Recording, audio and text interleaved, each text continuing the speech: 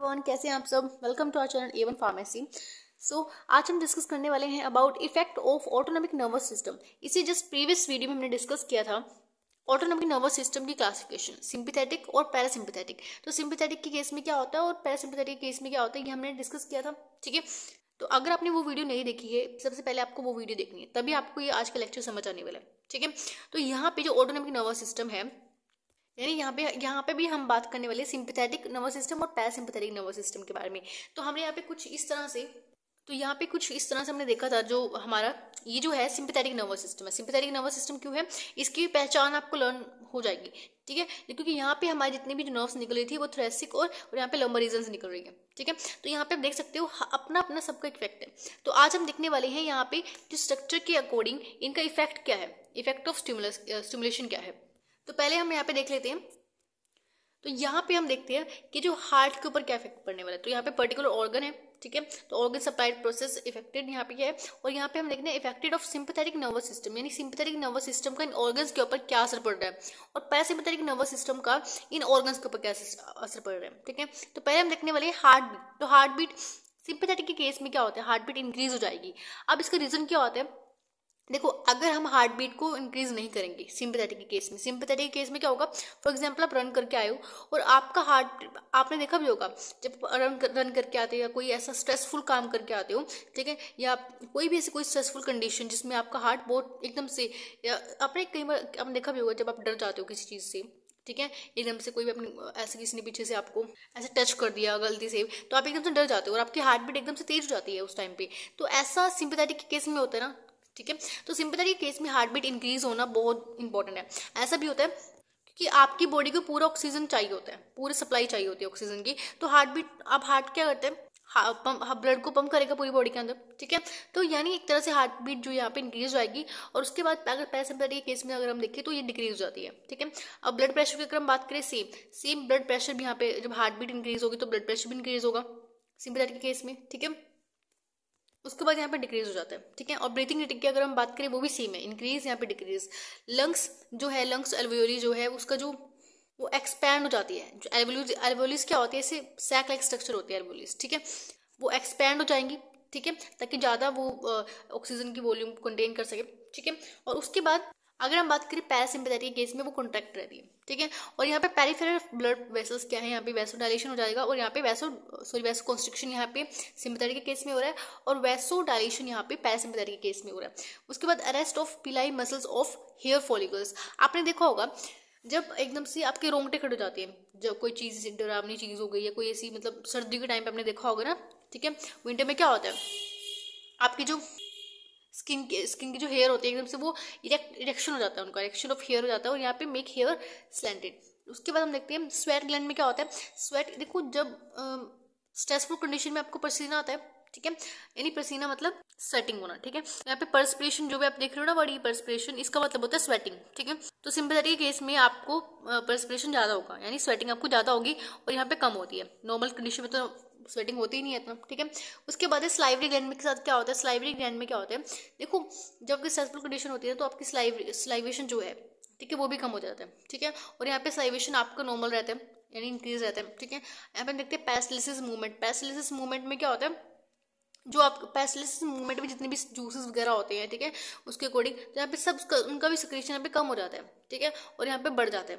ठीक है, यहाँ पे सब, यहाँ पे एरो क्या है, ऊपर की तरफ दिखाया है, और यहाँ पे सारे एरो नीचे की तरफ है। तो यहाँ पे जो इंटेस्टाइनल जूसेस होते हैं, गैस्ट्रिक जूसेस होते हैं, तो यहाँ पे सब डिक्रीज हो जाते हैं और यहाँ पे इंक्रीज हो जाते हैं। ठीक है, तो ये तो मेरा एक तरह से मैंने आपको थ्योरेटिकल वे में अपना छोटा सा मतलब इसको क्लासिफाई किया था। लेकिन यहाँ पे अगर हम देखें तो इसके अकॉर्डिंग अगर हम देखें तो यहाँ पे आपको क्या दिखाया है, देखो, यहाँ पे जो आपका आइज है, ठीक है, ये मैंने आपको क्लासिफिकेशन पहले नहीं बताई थी, रह गई थी। तो यहाँ पे सिंपैथेटिक के केस में आपको पूरा अच्छे से दिखाया है। ठीक है, आयरिस मसल में क्या होता है, आयरिस मसल में प्यूपिल डायलेशन हो जाता है। सर्कुलेटरी मसल्स होती है ना, वो सर्कुलेटरी मसल जो होती है कॉन्ट्रैक्टेड हो जाती है। ठीक है, और स्लाइवरी ग्लैंड में क्या होता है, स्लाइवरी ग्लैंड की इनिबिशन होगी। सिंपैथेटिक के केस था, अभी हमने देखा था। ठीक है, सिंपैथेटिक में स्लाइवेशन जो है वो कम हो जाती है। ठीक है, और जो ओरल और नोजल में म्यूकोसल लेयर होती है, ठीक है, वहाँ पे म्यूकस सिक्रेशन इनिबिट हो जाती है। स्केलेटल मसल ब्लड वेसल्स में वैसोडाइलेशन हो जाती है। उसके बाद है हार्ट में rate and force of contraction increase हो जाती है। कार्डिक मसल वो होती है जो कार्डिक आर्टरीज वो होती है जो हार्ट को ही ब्लड सप्लाई करती है, ठीक है। वैसोडाइलेशन होती है उनके अंदर, ठीक है। उसके बाद ट्रैकियल एंड ब्रोंकियोस जो होती है इसमें ब्रोंकियो डायलेशन हो जाती है, ठीक है। नेक्स्ट स्टमक के साथ क्या होगा, पैरालिसिस रिड्यूस हो जाती है, जो स्फिंक्टर्स होते हैं वो क्लोज हो जाते हैं, ठीक है। लीवर जो है उसमें ग्लाइकोसिस हो जाती है यानी ग्लूकोज टूटता है, ठीक है, यानी ग्लूकोज कन्वर्जन इंक्रीज हो जाता है, ठीक है। स्प्लीन में कॉन्ट्रैक्टेड हो जाता है यानी कॉन्ट्रैक्शन उसमें हो जाता है, ठीक है। नेक्स्ट है एड्रेनल मेड्यूला। एड्रेनल मेड्यूला के साथ क्या होता है, जहाँ पे एड्रेनलिन नोर एड्रेनलिन ब्लड के अंदर सेक्रेट होते हैं, ठीक है, secreted into the blood. Next है लार्ज एंड स्मॉल इंटेस्टाइन में क्या होता है, peristalsis and tone reduce sphincter closed end blood vessels contracted. और यहाँ पे जो किडनी है, किडनीज में यहाँ पे यूरिन सिक्रीशन हो जाती है, यूरिन सिक्रीशन जो है डिक्रीज हो जाती है, ठीक है। उसके बाद ब्लैडर जो है, ब्लैडर में क्या होता है, smooth muscle wall slightly relax. जब आपके ब्लैडर रिलैक्स हो जाएगा तो यहाँ पे यूरिनिंग भी नहीं होगा, ठीक है, यूरिन फ्लो भी नहीं होगा। नेक्स्ट हम बात करें सेक्सुअल ऑर्गन्स और जेनिटेलिया। अगर हम बात करें तो मेल और फीमेल्स में increase the glandular secretion and male के अंदर क्या होता है, इजैकुलेशन यहाँ पे हो जाती है, ठीक है। अब यहाँ पे जो यहाँ पे था इसका फंक्शन थे, ठीक है। देखो एक चीज आपको ध्यान रखनी है, देखो यहाँ पे मैं दोबारा आपको मेन पॉइंट आपको बता रही हूँ, ठीक है। ये हमने ओवरऑल देखा है, ठीक है, तो ये आपकी स्पाइनल कॉर्ड है, ठीक है। उसके बाद आपको यहाँ पे गैंग्लिया की पूरी चेन दिखाई है, lateral chain of the ganglia, और यहाँ पे पूरी चेन में होते हैं, ठीक है। लेकिन अगर हम पैरासिम्पैथेटिक के केस में बात करें वहाँ पे चेन फॉर्म में नहीं होता, ठीक है। और यहाँ पे दूसरी चीज आपको क्या याद रखनी है, जो गैंग्लिया से यानी जो प्री गैंग्लिया है, ये आपको दिखाई दे रहा है, ये सारा प्री गैंग्लिया है। ये जो प्री गैंग्लिया होता है वो शॉर्ट होता है, और जो पोस्ट गैंग्लिया होता है वो सारा बड़ा बड़ा होता है। देखो कितने बड़े बड़े आपको दिखाए यहाँ पे, ठीक है, लॉन्ग होता है यहाँ पे जो आपका पोस्ट गैंग्लिया है। उसके बाद यहाँ पे जो आपके ऑर्गन्स है आपको इनका ये देखना है, इनके जितना भी जो वो होगा ना, देखो सिंपैथेटिक के केस में सारा एक्साइटेटरी होगा, ठीक है, यहाँ पे सब एक्साइटेड होंगे, ठीक है। और एक बात और जो हमने बताया था आपको, सिंपैथेटिक के केस में एडिनर्जिक होगा, यानी जो यहाँ पे ये वाली न्यूरॉन्स है, जो ये वाली आप देख रहे हो, जो आपकी यहाँ पे जो प्री गैंग्लियन है, प्री गैंग्लियंस में जो यहाँ पे न्यूरोट्रांसमीटर आएगा पहले कौन सा होगा, एसिटाइलकोलिन। उसके बाद यहाँ पे कौन सा होगा, इस वाले एरिया के अंदर जो भी आप देख रहे हो यहाँ पे जो ऑर्गन्स के ऊपर एक्ट करके, ये हमारा होगा नोर एड्रेनलिन, ठीक है। तो ये चीज याद रखनी है आपको, तो इसलिए हम इसको क्या बोल रहे थे, एडिनर्जिक, ठीक है। तो हम सिंपैथेटिक को हम क्या बोल रहे हैं, एडिनर्जिक सिस्टम भी बोल रहे हैं, ठीक है। टाइप ऑफ जहाँ पे भी देखो एडिनर्जिक सिस्टम और सिंपैथेटिक जो है वो एक ही तरफ रखना, ठीक है। एडिनर्जिक और सिंपैथेटिक एक ही तरफ होगा, और जो कोलिनर्जिक है और पैरासिम्पैथेटिक है वो एक तरफ होगा, ठीक है। कोलिनर्जिक क्यों बोल रहे हैं, एडिनर्जिक क्यों बोल रहे हैं, ये भी बहुत इंपॉर्टेंट है जानना आपके लिए, क्योंकि जब आप फर्दर मेडिकेम पढ़ोगे, एक सब्जेक्ट होता है मेडिसिन केमिस्ट्री, उसमें आप देखोगे जो एक फार्माकोलॉजी भी होते हैं, तो दोनों सेम सब्जेक्ट होते हैं, ठीक है। उसमें जब आप पढ़ोगे तो आप देखोगे कि कितना इंपॉर्टेंट है ये चीज आपको जानना। अगर आपने ह्यूमन एनाटॉमी अच्छे से नहीं पढ़ी है तो वो तो वहाँ पे डायरेक्ट आपको नाम दे देंगे कि कोलिनर्जिक है, सिंपैथेटिक है, पैरासिम्पैथेटिक है, एडिनर्जिक है, तो आपको हम डायरेक्ट नहीं बताएंगे कि एडिनर्जिक क्या होता है, यहाँ पे इसका फंक्शन क्या होता है, आपको पहले से पढ़ के रखना पड़ेगा चीज़, ठीक है। तो जब तक आपका बेसिक क्लियर नहीं होगा तब तक आपको यहाँ पे अब सॉल्व नहीं कर पाओगे आगे कुछ भी। तो यहाँ पे चीज़ याद रखना कि हम इसको कोलिनर्जिक क्यों बोल रहे हैं, एडिनर्जिक क्यों बोल रहे हैं, क्योंकि मैंने देखा कि बहुत ज़्यादा बच्चे यहाँ पे कंफ्यूज हो जाते हैं कि ये क्या चीज़ है। तो एक चीज़ यहाँ पे याद रखना कि सिंपैथेटिक के केस में हमेशा यहाँ पे एडिनर्जिक याद रखना। एडिनर्जिक क्यों है, क्योंकि यहाँ पे बाद में जो न्यूरॉन्स है वो आपका नोर एपिनेफ्रिन रिलीज कर रहे हैं, ठीक है। उसके बाद जो नेक्स्ट हमारे पास है वो स्पाइनल कोड से, ठीक है। यहाँ पे स्पाइनल कोड दी हुई है, यहाँ पे हमारे पास जितनी भी जो नर्व्स यहाँ पे निकल रही है, ये तो दो जगह से निकल रही थी ना नर्व्स हमारे पास, यहाँ पे एक हमारे यहाँ पे क्रेनियल नर्व्स थी और यहाँ पे हमारा सैकुलर नर्व्स से नीचे, ठीक है। तो क्रेनियल नर्व्स से यहाँ पे हम देखते हैं, इसके पहले फंक्शन देख लेते हैं। तो यहाँ पे हमारे पास जो सिलरी मसल, सिलरी जो होती है, ठीक है, आइरिस में, तो ये आइरिस मसल, ठीक है, यहाँ पे क्या हो रहा है, प्यूपिल कॉन्ट्रैक्टेड, मतलब एक तरह से कॉन्ट्रैक्टेड हो रहा है, ठीक है। रेडियल मसल जो कॉन्ट्रैक्टेड हो रही है यहाँ पे, ठीक है, और यहाँ पे क्लोज विजन आपको दिखाई दे रही है। नेक्स्ट है लैक्रीमियल ग्लैंड। लैक्रीमियल ग्लैंड जहाँ पे भी बात आए ना, यानी जो टीयर के लिए होती है, आंसुओं के लिए होती है जो ग्लैंड, ठीक है, वो।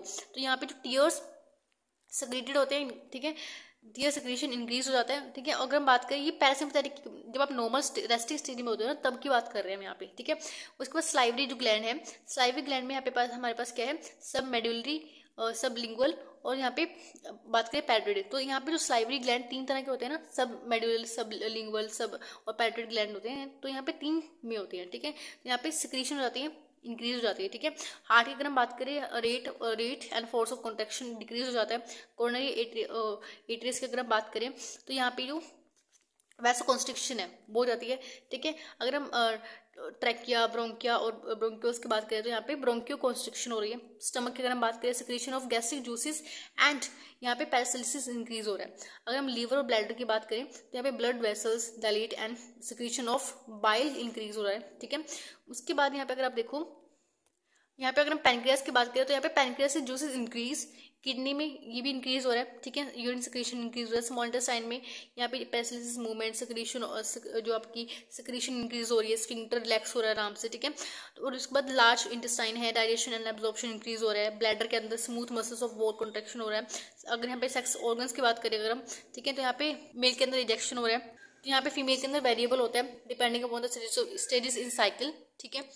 तो यहाँ पे ऑल ओवर जो हमारा था वो कंप्लीट हो चुका है वैसे तो लेकिन एक चीज़ मैं आपको बता दूँ, इसको हम बोले थे कोलिनर्जिक। कोलिनर्जिक क्यों बोले थे? क्योंकि यहाँ पे भी जो आपका प्री गैंग्लियन है और पोस्ट गैंग्लियन है, दोनों तरफ हमारे पास एसिटाइलकोलिन यहाँ पे एज ए न्यूरोट्रांसमीटर एक्ट कर रहा है, इसलिए हम इसको बोल रहे थे यहाँ पे कोलिनर्जिक, ठीक है। और यहाँ पे एक चीज़ याद रखनी है कि यहाँ पे क्रेनियल नर्व्स होती हैं और यहाँ पे सैक्रल नर्व्स होती हैं जो इसके अंदर इन्वॉल्व होती हैं, ठीक है, फर्दर जो आपका मैसेज देती है आगे, ठीक है। तो यहाँ पे हमारा effect of autonomic nervous system भी यहाँ पे कंप्लीट हो चुका है, ठीक है। और अगर आपको कोई डाउट है तो हमें कमेंट करके पूछ सकते हैं। And thank you watching this video, have a nice day.